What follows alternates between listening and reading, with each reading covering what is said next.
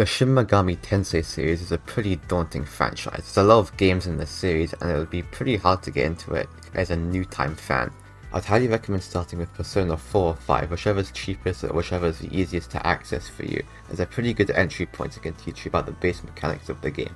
In this video I'm going to be explaining which game is easiest to start with, because spin-off games are very different from the mainline franchise. The mainline normally focuses on the world, concepts and gameplay, whereas the spin-offs focus more on story and characters. So I'm going to be dividing it into two sections depending on what sort of thing you would prefer in a game. For people looking for a more core SMT experience with a lot more focus on gameplay, I'd highly recommend starting with Shin Megami Tensei 4. The game is somewhat challenging at the beginning, but it's not too bad once you adjust to the mechanics. And a lot of people may say, why are you recommending 4? It's not that hard. I'd probably start with Nocturne.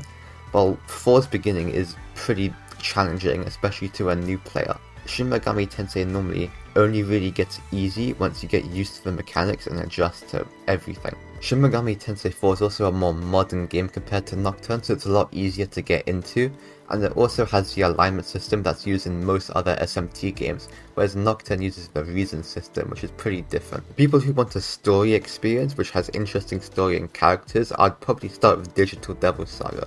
The only downside is that it doesn't have Demon Negotiation. You probably recognize Demon Negotiation from Persona 5, Nocturne, and it's in most other SMT games. Digital Devil Saga is more party focused and it has a skill tree. There is no Demon Negotiation, it's purely your party and leveling up your party using the mantras. However, if you're a Persona fan, I do recommend this as a good starting point. It introduces you to a darker world that can also probably be pretty good into getting you into the mainline SMT franchise. Digital Devil Saga is a pretty easy game, at least from my experience. There won't be much challenge you get from it, maybe a little bit in like the final boss, but it's overall a pretty easy game. If you're used to the mechanics of Persona, you probably won't have much difficulty playing the game.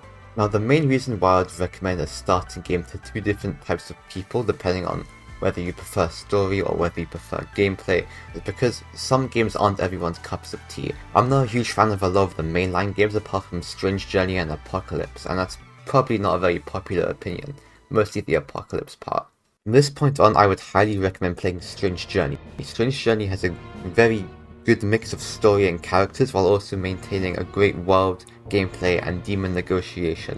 The only reason why I wouldn't recommend it as a starting game is because it can be pretty difficult at times, especially the final boss. Strange Journey has a good balance between these two things and is arguably one of the best games in the entire franchise. Another reason why I like Strange Journey a lot is its music. It was composed by Shoji Meguro, who did Persona 5, Persona 4, Nocturne, and probably a lot of other games that you know. The music in Strange Journey really adds to the atmosphere in many ways. It gives you the sense of helplessness but hopefulness at the same time. It's kind of a big juxtaposition of itself. The atmosphere of the game is fantastic. To get you really immersed into the world and interacting with NPCs, you can see that they have like actual lives and families, and it truly makes you care about the world and everything that's happening around you.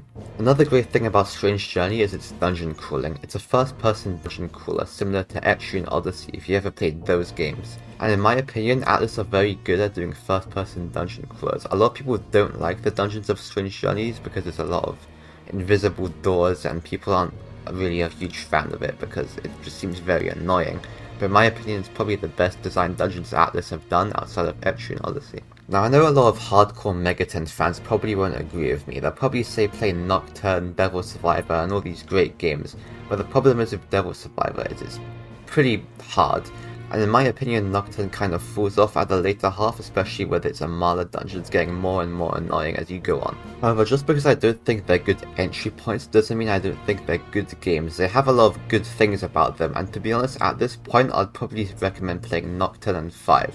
5 has a lot of new fusion stuff, and with the form of essences, you can customize your demons, your main character very well.